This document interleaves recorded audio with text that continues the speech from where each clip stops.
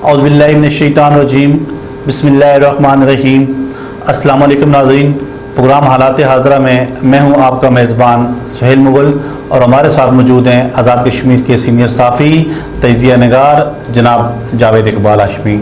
नाज़रीन, आज हम बात करेंगे ख़त्म नबूवत के हवाले से मशहूर मुकदमा मुबारक सानी का कल ड्रॉप सीन हो गया है। इस मुकदमा के हवाले से कल पाकिस्तान के अंदर और आज़ाद कश्मीर में लाखों लोग जो है सड़कों पे थे। इस दौरान सुप्रीम कोर्ट में प्रोसीडिंग जारी थी। हम इस पे बात करेंगे और हम इस पे आज बात करेंगे कि एहतसाब बेरों के ख़िलाफ़ साजिशों का जो सिलसिला है वो अभी तक जारी है और हुकूमत की जानिब से जो लोकल गवर्नमेंट तरमीमी एक्ट की तलवार जो बलदियाती इदारों पर लटकाई गई थी उस पर जो है हुक्म इम्तनाई जारी हो चुका है। हम इस पर बात करेंगे और दीगर अमूर भी हम डिस्कस करेंगे। मैं सबसे पहले जनाब जावेद इकबाल हाशमी साहब आपसे ये पूछना चाहूँगा, बताइएगा कल पाकिस्तान के अंदर ख़त्म नबूवत का जो मशहूर मुकदमा था मुबारक सानी का, उसका ड्रॉप सीन हो गया है और लाखों आशिकाने मुस्तफ़ा सल्लल्लाहु अलैहि वसल्लम जो है कल वो सड़कों पर थे। ये जो ड्रॉप सीन हुआ है इसके बाद क्या मंजर सामने आएगा? बिस्मिल्लाहिर्रहमानिर्रहीम। बहुत शुक्रिया सोहेल साहब। जैसा कि पूरे पाकिस्तान में बिलअमूम और आज़ाद कश्मीर में बिलखसूस ख़त्म नबूवत के मामले पर जो है वो पिछले एक हफ्ते 10 दिनों से जो है वो बड़ी बेचैनी पाई जा रही थी और चूँकि ये एक सुप्रीम कोर्ट में एक ज़मानत का केस ज़ेर समाअत था सुप्रीम कोर्ट पाकिस्तान में, जिसे मुबारक सानी केस के नाम से जाना जाता है। इस हवाले से जो है ना फरवरी में सुप्रीम कोर्ट की जानिब से एक फैसला दिया गया था जिस पर बेचैनी पैदा हुई थी पाकिस्तान भर में। चूँकि पाकिस्तान में 1973 के आइन के तहत जो है ना कादियानी जो है वो गैर मुस्लिम अक़लीत करार दिए गए हैं और उन्हें जो उनकी इबादत गाहें और उनके दिगर तबलीग के हवाले से दिगर मामला पर आइनी और कानूनी पाबंदियाँ आयद हैं।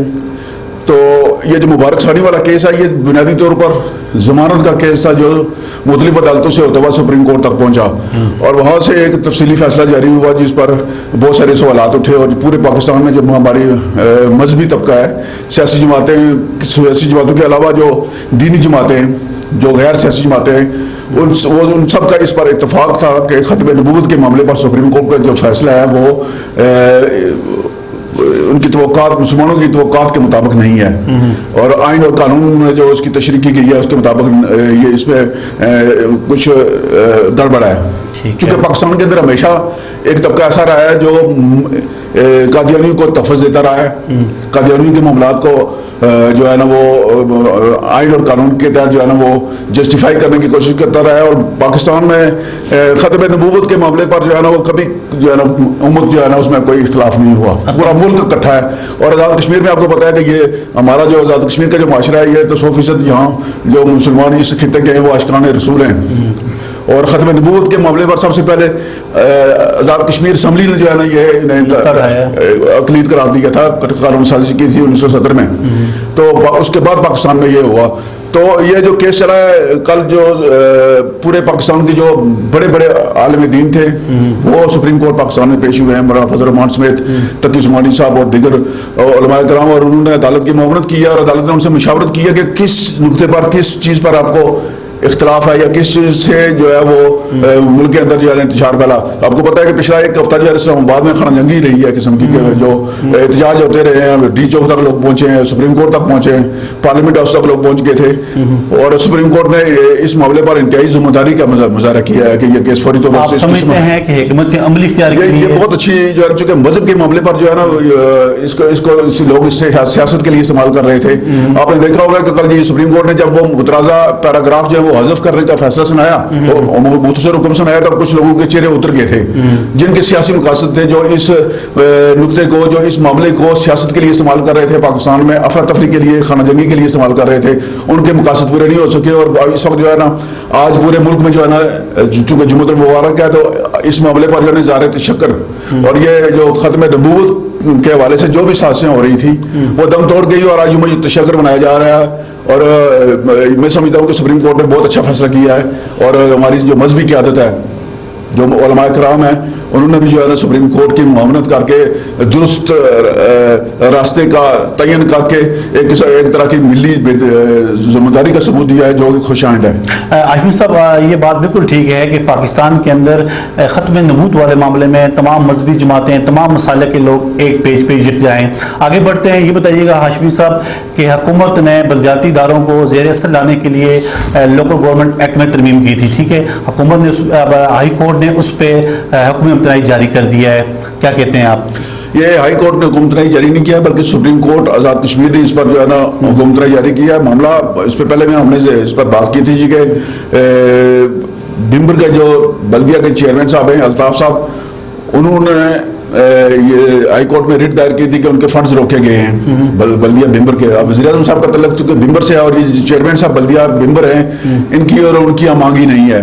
اب وزیر اعظم صاحب جب بمبر کے بلدیہ کے چیئرمین کے لیول پر جا کر مداخلت کرتے ہیں اور مقامی مسائل کو سیاست کی نظر سے دیکھتے ہیں, اپنے مفاد کی نظر سے دیکھتے ہیں, تو پھر مسائل پیدا ہوتے ہیں. تو الطاف صاحب جو ہے انہوں نے ہائی کورٹ میں ریٹ کی ہے کہ فنڈز جاری کیے جائیں. تو حکومت جو ہے ان کو ہٹانا چاہتی ہے, وزیر اعظم صاحب ان کو اس عہدے سے ہٹانا چاہتے ہیں. تو اس کے لیے انہوں نے راستہ یہ تلاش کیا تھا کہ ہم ایک قانون لاتے ہیں ترمیمی. ایک بندے کو ہٹانے کے لیے پورے سسٹم کو ڈسٹرب کرنے کی کوشش کی گئی. یہاں جو ہے ایک چھوٹی سی جو ہے ایک بوٹی کے لیے گائے ذبح کر دی جاتی ہے, تو یہ چھوٹا سا معاملہ نہیں ہے. یہ جو مقامی سیاست ہے ظاہر ان کے پاس ووٹ ہوں گے, یہ مقامی سیاست پر اثر انداز ہوتے ہوں گے اور وزیر اعظم صاحب کو سلام نہیں کرتے ہوں گے اور کسی بھی وزیر کو سلام نہیں کرتے ہوں گے. تو ان کو نشان عبرت بنانے کے لیے جو ہے نا یہ کارروائی کی تھی گورنمنٹ نے. لیکن ہائی کورٹ میں انہوں نے ریٹ کی اور ساتھ ہی اس کو فنڈز کے ساتھ ساتھ انہوں نے اس لوکل گورنمنٹ ترمیمی ایکٹ کو چیلنج کیا اور موقع اختیار کیا تھا جی کہ انہوں نے اپنے ادارے کا بجٹ 6 اگست کو پاس کروا لیا. آرڈیننس جاری ہوا 15 اگست کو, اور اس میں ٹیکنیکل بات یہ کی گئی تھی کہ اس کا ایفیکٹ جو ہے نا بیک ڈیٹڈ کیا گیا تھا جی کہ 31 جولائی تک جو ہے نا اس کا نفاذ 31 جولائی سے ہوگا. تو اس میں وہ اس کی زد میں آتے تھے تو انہوں نے موقف اختیار کیا جی کہ یہ آرڈیننس جو ہے یہ بدریتی پر مبنی ہے, بیل آف آئیڈیا ہے. تو ہائی کورٹ میں ریٹ دائر کر کے انہوں نے ہائی کورٹ نے اس پر جو ہے نا نوٹس جاری کیا. پھر وہ نوٹس کی بنیاد پر وہ سپریم کورٹ چلے گئے اور سپریم کورٹ نے ان کے موقف کو درست قرار دیتے ہوئے جو ہے نا حکومت کو اس آرڈیننس پر عمل درآمد روکنے کا حکم دیا, بلکہ حکومت نے جاری کر دیا. یہ رائے سجاد صاحب ایڈوکیٹ جو صدر سپریم کورٹ بار ہیں ان کے جانب سے دائر کی گئی تھی سپریم کورٹ کے حوالے سے بھی ایک چیز سامنے آئی ہے کہ 35 سال جو ہے اس کی حد ہوگی, پہلے 40 سال تھی اب 35 سال کر دی ہے. یہ عوام ختم ہو گیا. جب بلدیاتی الیکشن ہوئے تھے تو یوتھ کے لیے جو ہے نا وہ ہر یونین کونسل میں ایک سیٹ, ہر یونین کونسل ہی نہیں بلکہ تمام اضلاع کونسل اور میونسپل کمیٹیز اور ٹاؤن کمیٹیز میں جو ہے وہ اس میں عمر کی حد جو ہے نا وہ آرڈیننس کے ذریعے 40 سال مقرر کی گئی تھی, جو آرڈیننس ختم ہو چکا ہے. اور اب ایک ریٹ دائر کی گئی تھی ہائی کورٹ میں جی کہ یوتھ کی جو عمر ہے وہ 35 سال ہے ڈیفائنڈ. تو یہ جو اس سے زائد عمر والے لوگ ہیں ان کو ان کا انتخاب کا لازم قرار دیا جائے. تو عدالت نے ریٹ کی سماعت کے بعد اس پر فیصلہ دیا ہے جی کہ جتنے بھی 35 سال سے اوپر کے لوگ ہیں جو یوتھ کی مختص سیٹ پر منتخب ہوئے ہیں وہ ان کا انتخاب کا لازم ہے, اور 15 دن کے اندر ان سیٹوں خالی نشستوں پر الگ الیکشن کروانے کا حکم دیا گیا ہے. اچھا یہ بتائیے گا ہاشمی صاحب, آزاد کشمیر میں ایک بار پھر احتساب کے عمل کو متنازع بنانے کے لیے احتساب کے خلاف سب بندی شروع ہو گئی ہے. ایک منظم سازش جو ہے اندرون خانہ چل رہی ہے. مستقبل قریب میں کیا ہونے جا رہا ہے, آپ کیا دیکھتے ہیں؟ آزاد کشمیر میں آپ کو پتہ ہے احتساب کا عمل جو ہے وہ بالکل ٹھپ تھا. اس حکومت نے فروری میں جو ہے نا احتساب بیورو کو فعال کرنے کی کوشش کی. جب ایک چیف پراسیکیوٹر کے طور پر مشتاق جنجوعہ صاحب کا تقرر کیا گیا, اس کے بعد انہیں مئی میں چیئرمین احتساب بیورو کا چارج دیا گیا, اور اسی دوران جو ہے نا ایک ترمیم کی گئی احتساب بیورو میں جس کے تحت بند کی گئی شکایات جو ہے وہ کھولی گئی. اور اس دوران جو احتساب بیورو نے جس انداز میں کام کیا ہے اس کی وجہ سے مافیا میں جو ہے نا وہ کھلبلی مچی ہے, اور مافیا جو ہے نا وہ اکٹھا ہو گیا. اور اب ایک چیئرمین احتساب بیورو کی ذات کو اور اس احتساب بیورو کے ادارے کو جو ہے وہ نشانے پر رکھ کر جو ہے وہ رکاوٹیں حل کی جا رہی ہیں. ایسا لگتا ہے جو کشمیر کا جو مافیا کرپٹ مافیا وہ جو ہے نا وہ متحد ہے اس معاملے پر, اور اس کے علاوہ بھی کچھ اور دیگر دیگر ایشوز ہیں جس میں احتساب بیورو کے ادارے اور چیئرمین احتساب بیورو کی ذات کو سامنے رکھ کر ان کو نشانے پر رکھ کر کچھ اور لوگ اپنی اناؤں کی جنگ لڑ رہے ہیں. یہاں جو ہے ایک دوسرے کو نیچے دکھانے کا معاملہ ہے اور خدشہ ہے کہ یہ معاملہ آگے بڑھے گا.